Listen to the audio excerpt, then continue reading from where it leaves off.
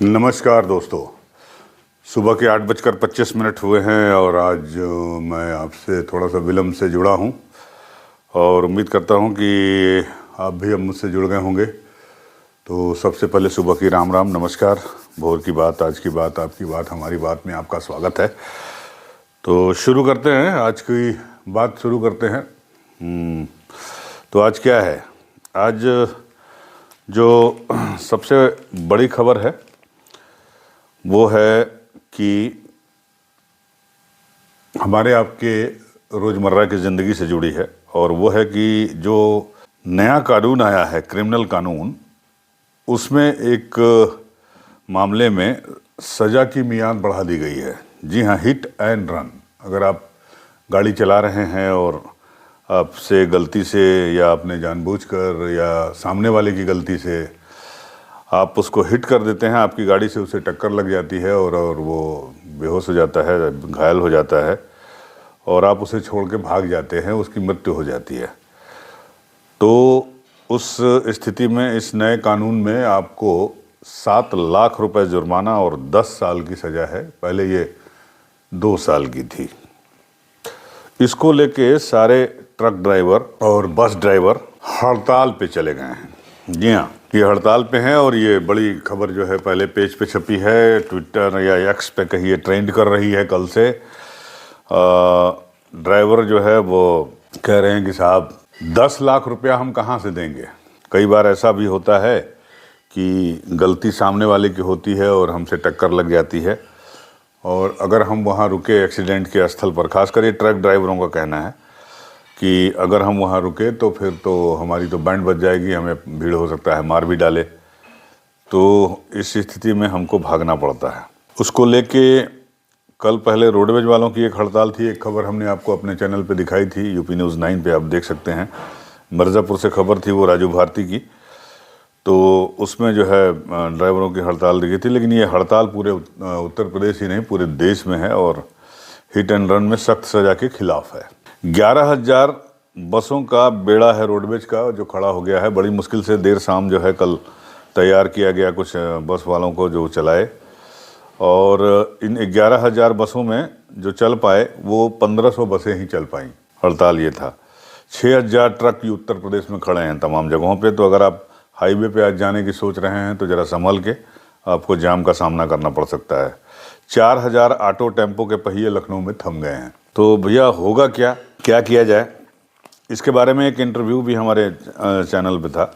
तो सारे के सारे कमर्शियल वाहनों ने जो है ये हड़ताल कर दी है, और इस हड़ताल के कारण जो है नए जो साल का नया दिन था, पहला दिन था, उसका जश्न मना रहे लोगों को बड़ा मज़ा किरकिरा हो गया।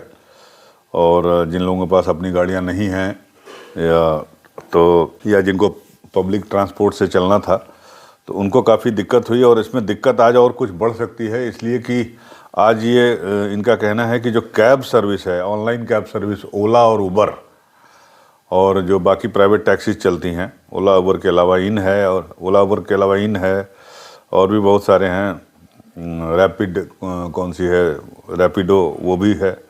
तो ये सारी सर्विसेज भी ये लोग बैन करने की कोशिश में लगे हुए हैं आज। तो निश्चित रूप से पब्लिक के लिए काफ़ी मुसीबत होगी और साथ ही साथ सरकार के लिए काफ़ी मुसीबत का काम है। अब इस कानून के दोनों पहलू हैं, पॉजिटिव पहलू भी है, नेगेटिव पहलू भी है।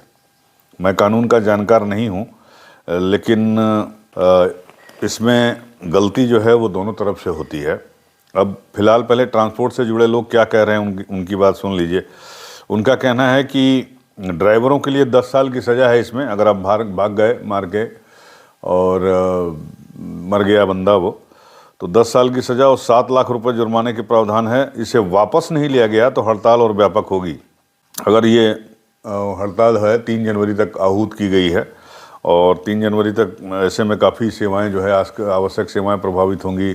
माल का ढुलान जो है वो खासकर खाने पीने की चीज़ें हैं, सब्जी है, अंडा है, फल है, दूध है और आपके अनाज है, तो इन सब की आवाजाही, आवक पे फ़र्क पड़ेगा और महंगाई बढ़ेगी।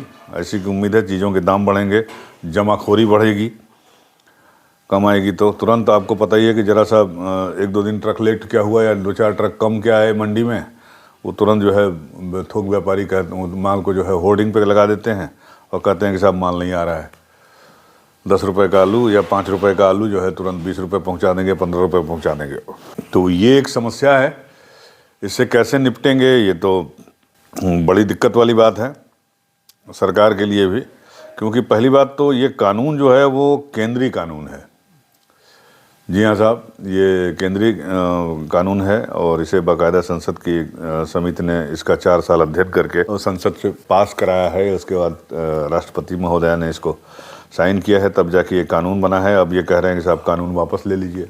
तो वापस कैसे होगा? देखिए, मेरा जो व्यक्तिगत अनुभव है वो ये भी है कि बहुत सारे बस ड्राइवर और ट्रक ड्राइवर, मैं सबकी बात नहीं कर रहा हूँ, लेकिन बहुत सारे मतलब कई मामले ऐसे देखे हैं मैंने भी और सुने हैं, पढ़े हैं कि जो गलती होती है वो ड्राइवर की होती है। ड्राइवर जो है बिल्कुल सड़क को रौंदते हुए चलते हैं और किसी को कुछ नहीं समझते। कई बार शिकायतें होती हैं कि ड्राइवर जो है वो नशे में भी गाड़ी चलाते हैं। खासकर अगर ट्रक ड्राइवरों की हाईवे पर रात में आप जांच कर लीजिए जो गाड़ियां चल रही हैं ट्रक में, तो मेरा दावा है कि कम से कम 40% ड्राइवर ऐसे मिलेंगे जो नशे में गाड़ी चला रहे होते हैं।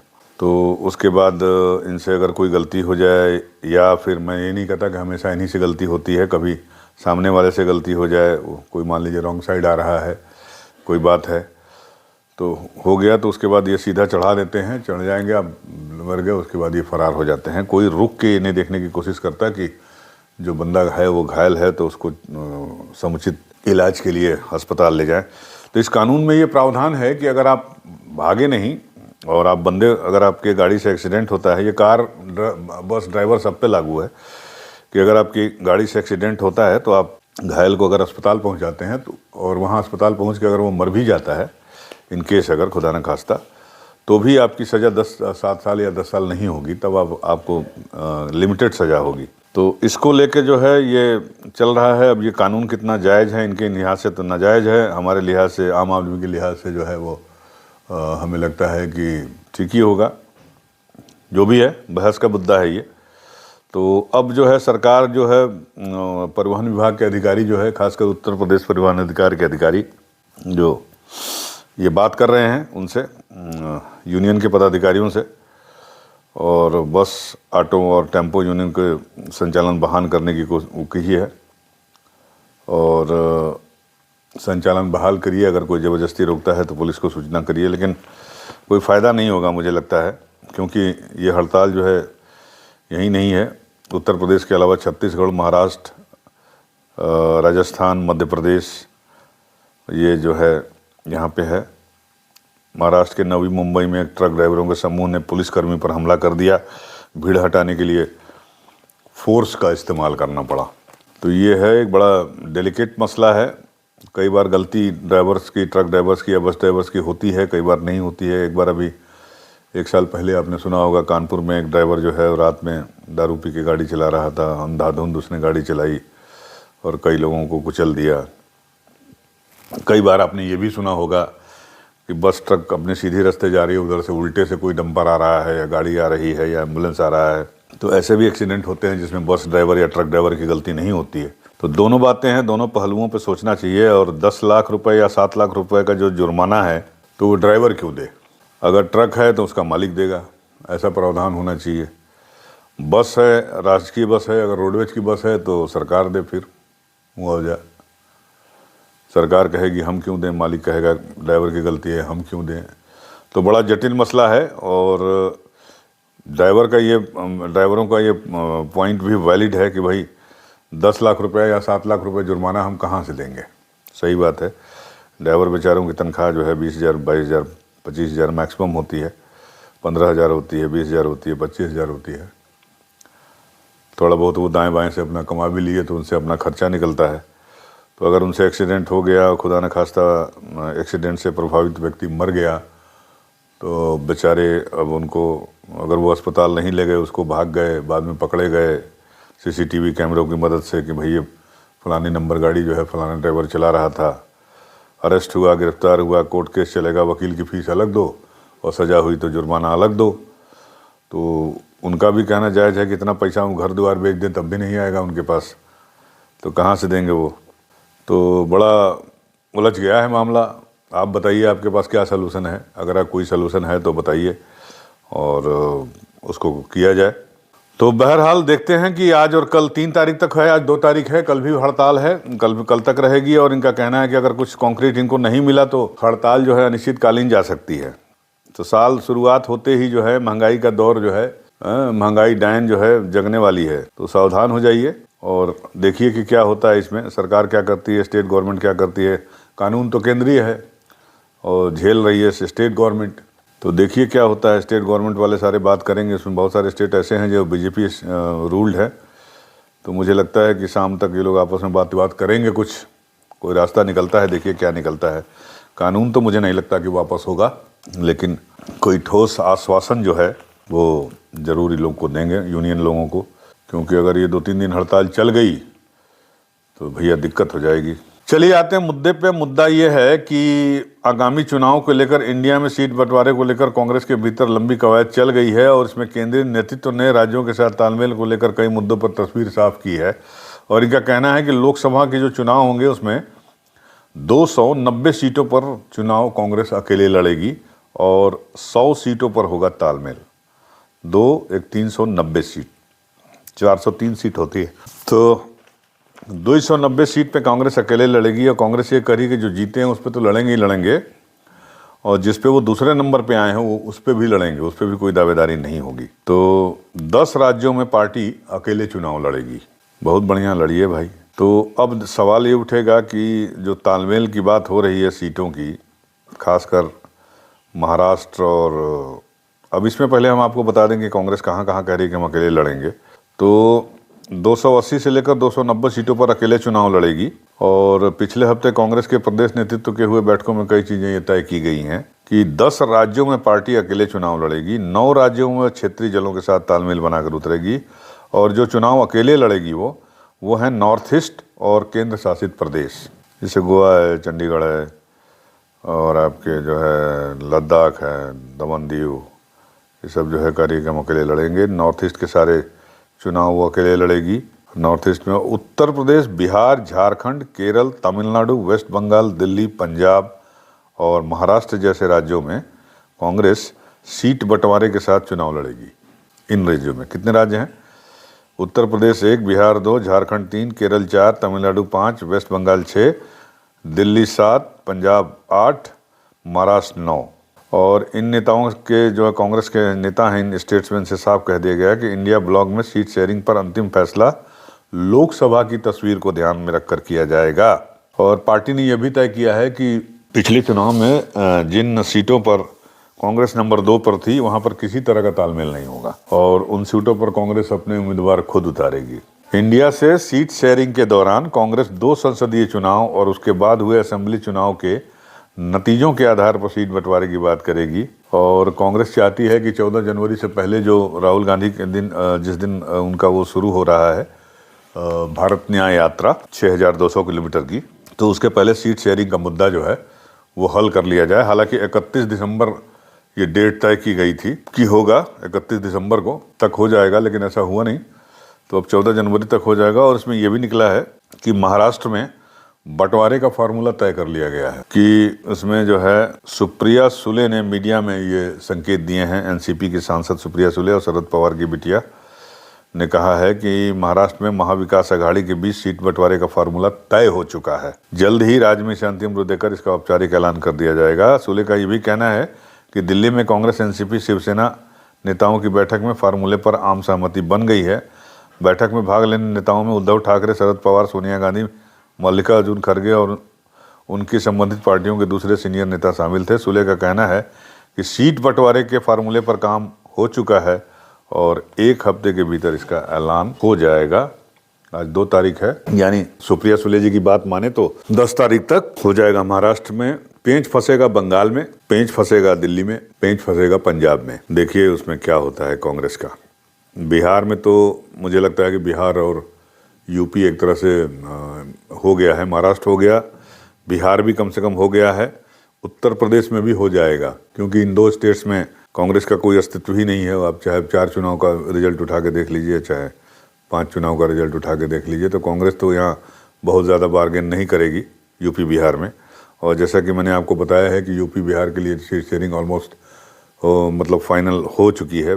कांग्रेस 15 से 20 सीटों के बीच में चुनाव लड़ेगी, दोनों स्टेट मिला के।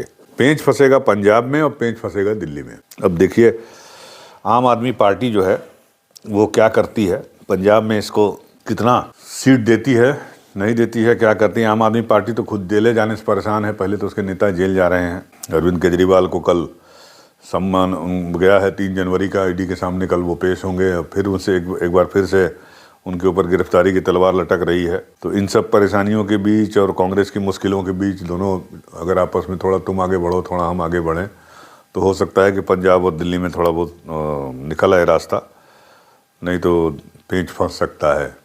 बहरहाल ये भी देखना काफ़ी दिलचस्प होगा कि अगले 1 हफ्ते में यानी इनको 10 से 11 जनवरी तक सीट शेयरिंग का मुद्दा सुलझाने ला है। लेकिन 290 सीट पे कह रही है कांग्रेस चुनाव लड़ने की, तो 290 सीट के बाद विपक्ष के लिए या इनके सहयोगी दल के लिए 100 सीट ही बचते हैं मुश्किल से। तो कैसे इस पे मान जाएंगे सारे लोग, ये भी देखना दिलचस्प होगा। और कहीं ये मामला फंसा न दे सीट शेयरिंग का, ये भी देखना होगा। कितने अच्छे तरीके से और कितने परिपक्व तरीके से ये लोग सीट शेयरिंग का मुद्दा सॉल्व करते हैं, क्योंकि सीट शेयरिंग के मुद्दे पर जो है जनता की निगाह टिकी होगी इनकी। और सबको ये मालूम है कि आपस में लड़ रहे हैं, सत्ता के लिए लड़ रहे हैं, इनके ऊपर आरोप लग रहा है।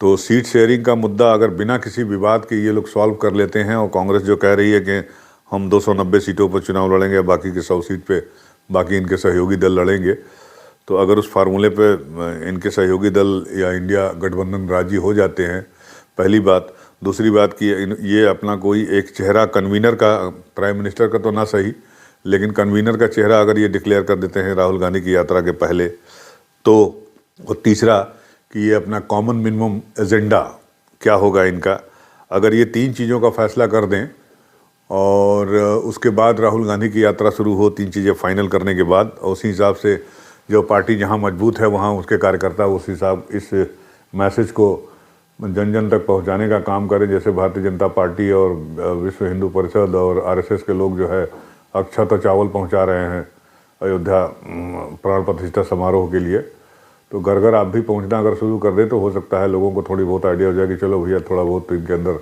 समझदारी आई है, थोड़ा सा ये मिल बैठ कर बातचीत कर रहे हैं। और उसके बाद आप राहुल गांधी की यात्रा शुरू करिए। राहुल गांधी की यात्रा शुरू करने के साथ ही राहुल गांधी जिन जिन स्टेट से गुजरे, जहाँ जहाँ पे आपकी सरकार है या नहीं है, आप वहाँ मिलकर अगर ज्वाइंट रूप से अगर पब्लिक मीटिंग करें, लोगों को संबोधित करें, तो भी एक थोड़ा बहुत पॉजिटिव असर जा सकता है। अदरवाइज आपके पास इस इलेक्शन में बहुत कुछ करने की गुंजाइश फ़िलहाल आज की तारीख में नहीं लगती है। तो दोस्तों आज की बात में बस इतना ही, और मुझे आपके कमेंट्स का इंतज़ार रहेगा, आप क्या कहते हैं इसके बारे में। तो अगर आपको अच्छा लगा हो तो हमारा चैनल ज़रूर लाइक करें। नमस्कार।